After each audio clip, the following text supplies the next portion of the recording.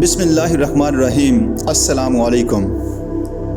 مصر دوستو، اب بات کرتے ہیں اختتام جنگ سے انقلاب تک 1945 تا 1952 تحریک آزادی اور اسرائیل کی ریاست کن حالات میں اور کیسے وجود میں آئی۔ جنگ کے اختتام پر مصری جذبہ قومیت تیز ہو گیا۔ عوامی مطالبہ تھا کہ 1936 کے معاہدے پر نظر ثانی کی جائے، حالانکہ معاہدے کی روح سے 1956 سے پہلے اس پر نظر ثانی نہیں کی جا سکتی تھی۔ مصری عوام چاہتے تھے کہ برطانوی افواج ان کا ملک خالی کر دیں اور مصر اور سوڈان کو متحد کر دیا جائے۔ عوامی دباؤ کے تحت مصری حکومت نے برطانیہ پر زور دینا شروع کر دیا کہ ان مطالبات کو تسلیم کر لیا جائے، لیکن برطانوی حکومت سامراجی حربیں استعمال کرتی رہی اور اس نے 1947 میں اپنی فوجیں قاہرہ اور اسکندریہ سے ہٹا کر سویز کے علاقے میں منتقل کر دیں۔ اس دوران مصر اور برطانیہ کے درمیان بات چیت جاری تھی۔ ایک تجویز یہ بھی تھی کہ برطانوی افواج سویز علاقہ خالی کر دیں اور اس کے بدلے مصر سوڈان پر اپنا دعویٰ ختم کر دے، تاہم باقاعدہ معاہدہ طے نہ پا سکا۔ 1947 میں نقراشی بادشاہ نے یہ معاملہ اقوام متحدہ میں پیش کیا۔ سیکیورٹی کونسل کوئی مثبت اقدام نہ کر سکی۔ اس نے برطانیہ اور مصر کو صرف یہ مشورہ دیا کہ باہمی گفت و شنید کے ذریعے معاملہ طے کیا جائے۔ ملک کے اندر دن بدن بے چینی بڑھ رہی تھی۔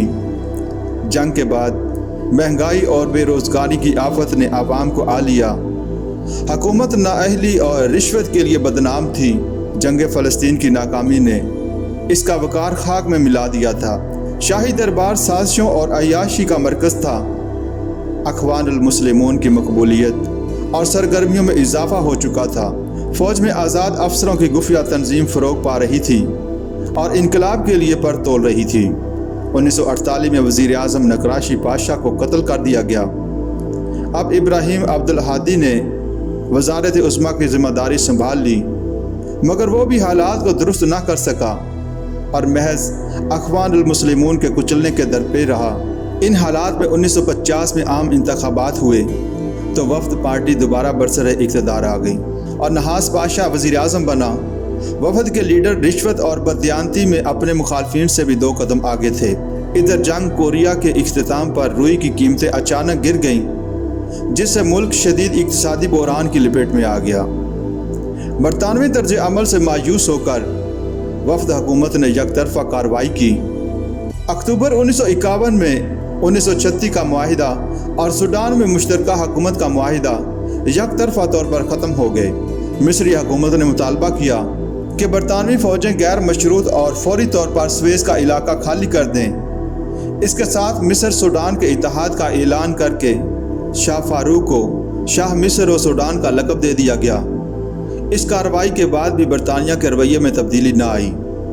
اس پر سویز کے علاقے میں گوریلا طرز کی جھڑپیں شروع ہو گئیں۔ اس علاقے میں کام کرنے والے تمام مصری مزدوروں نے کام بند کر دیا۔ اسماعیلیہ کے مقام پر مصری پولیس کے خلاف برطانیہ نے فوجی کارروائی کی، جس سے پولیس کے بہت سے آدمی مارے گئے۔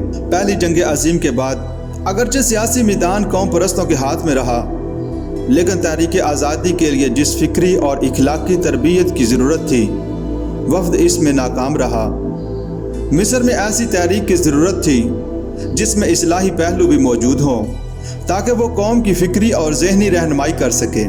اخوان المسلمون کے نام سے ایسی تحریک کی بنیاد اسماعیلیہ کے شیخ حسن البنا نے 1928 میں ڈالی۔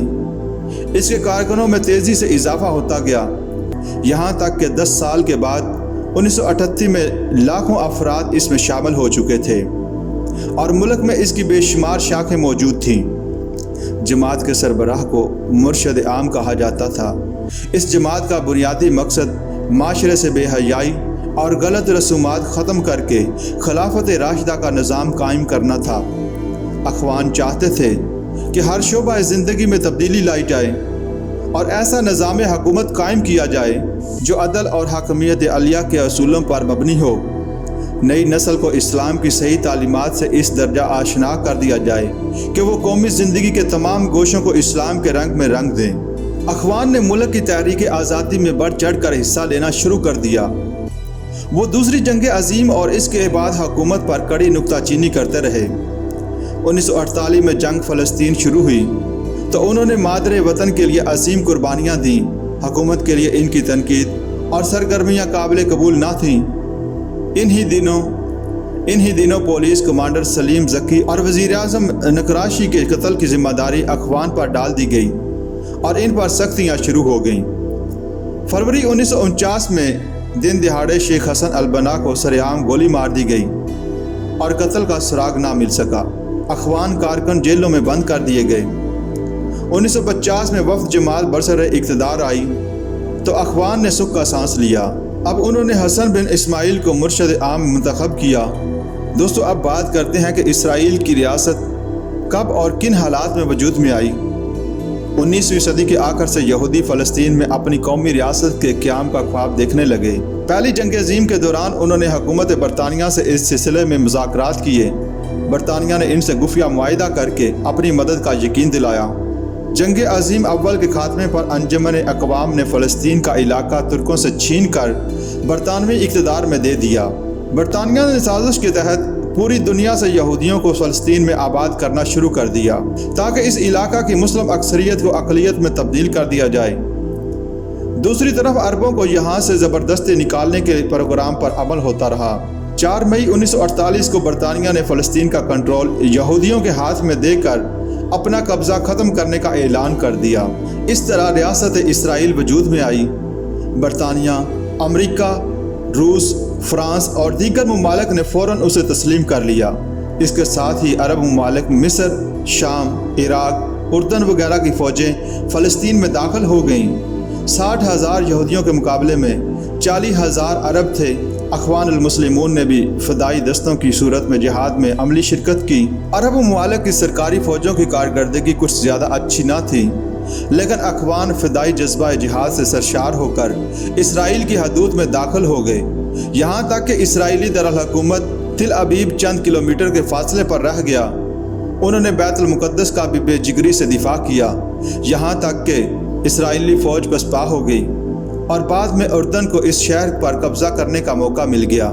مغربی ممالک یہودیوں کی ناکامی سے پریشان تھے۔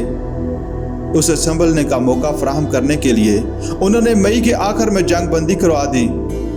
نئی تیاری اور نئے اسلحے کے ساتھ 1 ماہ بعد اسرائیل نے دوبارہ جنگ شروع کی۔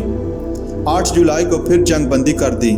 اکتوبر میں پھر لڑائی چھڑ گئی اور بالآخر نومبر میں جب آخری بار جنگ بندی ہوئی تو فلسطین کے 77% رقبے پر یہودی قابض ہو چکے تھے۔ جنگ فلسطین میں مصری فوجیں بری طرح ناکام رہی تھیں۔ اس کی ایک وجہ مصری حکومت کی بے ایمانی تھی، جس کے تحت فوج کو ناقص اسلحہ فراہم کیا گیا، اور دوسری وجہ اخوان کے جہاد کے راستے میں رکاوٹیں ڈالنا تھا۔ حکومت نے ان کی اسلحہ کے ذخائر پر قبضہ کر لیا اور انہیں خلاف قانون قرار دے دیا۔ مصری فوج کی اس ناکامی سے عوامی اضطراب بہت بڑھ گیا۔